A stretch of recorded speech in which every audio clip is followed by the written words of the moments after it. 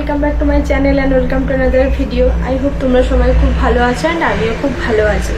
আজ আমি সবার জন্য একটা খুব ইউজফুল ভিডিও নিয়ে চলে এসেছি, যেটা হচ্ছে কিভাবে ফ্রিজে সবজি স্টোর করে রাখা যাবে অনেক দিনের জন্য, অনেক দিন মানে এক সপ্তাহের জন্য, অ্যান্ড কিছু ট্রিক্সও শেয়ার করব। আই হোপ তোমাদের ভিডিওটা একটু হলেও হেল্পফুল হবে। তো চলো বেশি বকবক না করে ভিডিওটা স্টার্ট করা যাক। সবজি স্টোর করে রাখার জন্য আমি এই ধরনের বক্সগুলো পারচেজ করেছি, যে এইরকমভাবে। এটা এইরকম সেটগুলো খুবই সহজে পাওয়া যায়। আমি এগুলো ডিমার্ট থেকে কিনেছিলাম, যে কোনো শপিং মলে পাওয়া যায়। তো এগুলো তো রাখতে খুবই সুবিধা হয় সবজি। না হলে যে এইরকম যে কাপড়ের ব্যাগগুলো থাকে, এগুলো তো সবজি খুব ভালো থাকে। প্লাস্টিকের সবজি রাখলে কেমন একটা হয়ে যায়। এই যে ছোট ছোট কাপড়ের ব্যাগগুলো আমি ইউজ করি, এগুলোতে সবজি রাখলে সবজি খুবই ভালো থাকে। লুজ হয়ে গেলে আবার ধুয়ে পরিষ্কার করে রেখে দিই, নাহলে একটা কালো কালো দাগ চলে আসে। পলিথিনের থেকে এইসব জিনিসে সবজি রাখাটা আমার মনে হয় বেটার। সবজিগুলো ধুয়ে যাতে তাড়াতাড়ি শুকিয়ে যায়, এই জন্য আমি এরকম একটা কটনের কাপড়ে দিয়ে দিয়েছি। এবার জলের মধ্যে আমি যা সবজিগুলো ধুয়ে নেবো।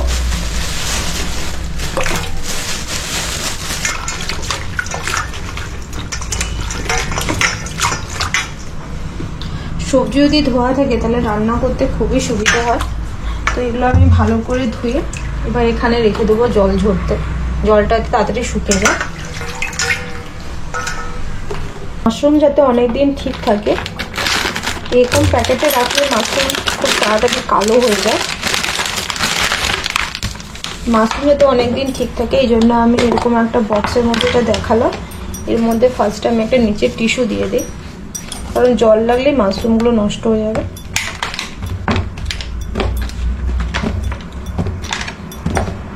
এন্ড এইভাবে যদি তোমরা মাশরুম রাখো তাহলে সেটা অনেক দিন থাকে, ঠিক থাকে অনেক দিন, প্রায় এক সপ্তাহ মতো ঠিক থাকে, এরকম ফ্রেশই থাকে। এর উপরে আমি আর একটা টিস্যু দিয়ে দেবো।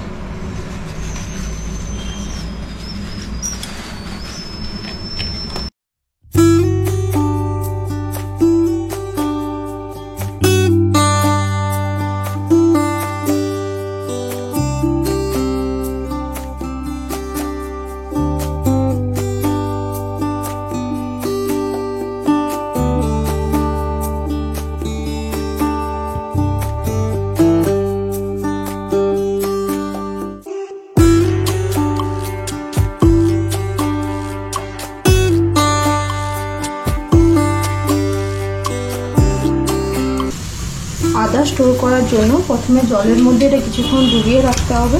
এখন ডুবিয়ে রাখলে এর ভেতরে যে বালিগুলো থাকে সেগুলো চলে যায়। এবার একটা ব্রাশ নিয়ে এটা ভালো করে ঘষে দিলে এর উপর থেকে সব বালিগুলো চলে যায়। এই ব্রাশটা শুধুমাত্র আমি এইসব জন্যই রেখেছি, এর ভেতরে যে বালিগুলো থাকে এগুলো চলে যায়। দেন তারপরে আমরা আরেকবার ওয়াশ করে নেব ভালো করে। আমরা জল ঝরাতে রেখে দেবো। সজনে ডাঁটাগুলো খুবই বড় বলে আমি এইভাবে ছোটো ছোটো পিস কেটে, আমি পুরোটা কাটি না, হালকা কেটে করে আমি এইভাবে কাদার লাগিয়ে রেখে দিই। তাহলে অনেকটা ফ্রিজে জায়গা নেয় না, নাহলে যেহেতু লম্বা লম্বা অনেকটা ফ্রিজে জায়গা নেয় না।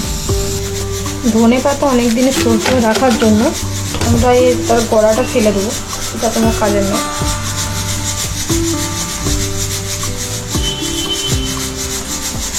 দিয়ে এখান থেকে আমরা কিছুই নেই, পরিষ্কার ফ্রেশ আছে, এটা ধুবো না। যতই ধুবো জল একটু না একটু থেকে যাবে, দিয়ে নষ্ট হয়ে যায়। এইভাবে কন্টেনারের মধ্যে স্টোর করে রাখবো। এইভাবে রাখলে ধনেপাতা অনেক দিন ফ্রেশ থাকে।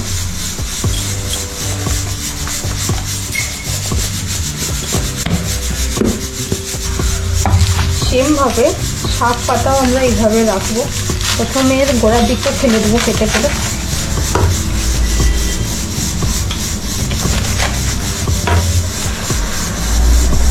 টিস্যু পেপার দিয়ে আমি শাকটাকেও সেমভাবে প্রিজার্ভ করি।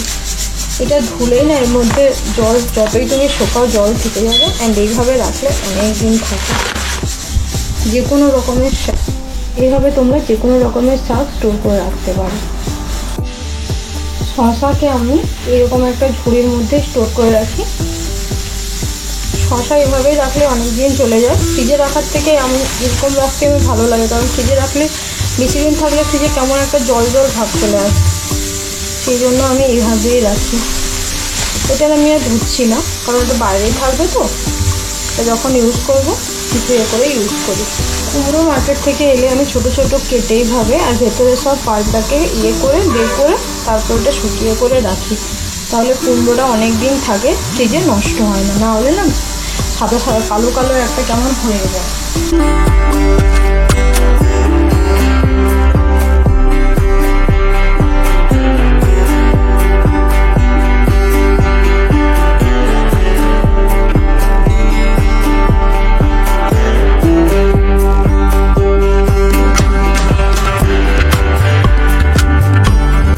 যে জিনিসগুলো বাইরে রাখি ছোটো ছোটো দেখা, টমেটোটা আমি বাইরেই রাখি, এখানেই রাখি টমেটো, এখানে বেদানা, পেঁপে, আলু, পেঁপে আর শসা আর পেঁয়াজ, এটা ছোটো পেঁয়াজ, আর বড় পেঁয়াজ আমি রাখি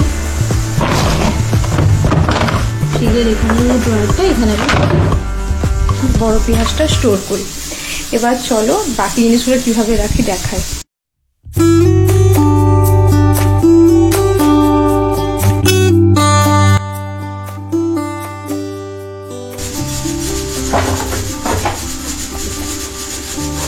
দেখো এটা আমার হচ্ছে 2 সপ্তাহ আগেকার লঙ্কা, এখনও ফ্রেশ আছে।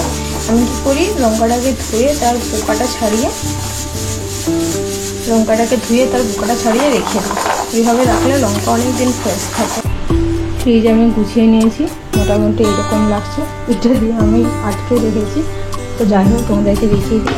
ট্রয়ারের ভেতরে আমি সব ব্যাগগুলো রেখেছি, আর এই যে সব টিফিন আমার আস্তে আস্তে উপরে একটা করে একটা স্টক করে রাখা আছে, যাতে জায়গাটাও কম না। এটা আমার জমানো সর, এর থেকে ঘি বানাবো, এই রেসিপিটা তোমাদের সঙ্গে শেয়ার করবো।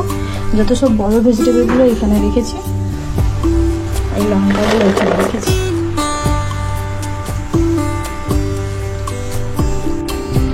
বাকি ফল সব আমি ফ্রিজের উপরে রেখেছি, এখানে কিছু আর নিচে কিছু, জাস্ট এরকমভাবে। তো আশা করছি তোমাদের ভিডিওটা একটু হলেও হেল্পফুল লেগেছে। যদি ভিডিওটা ভালো লেগে থাকে তো please to like, comment, share and please subscribe হলিবি। দেখা হচ্ছে এরকম আরও কোনো একটা ইন্টারেস্টিং ভিডিও নিয়ে। সবাই ভালো থেকো, সুস্থ থেকো, বাই।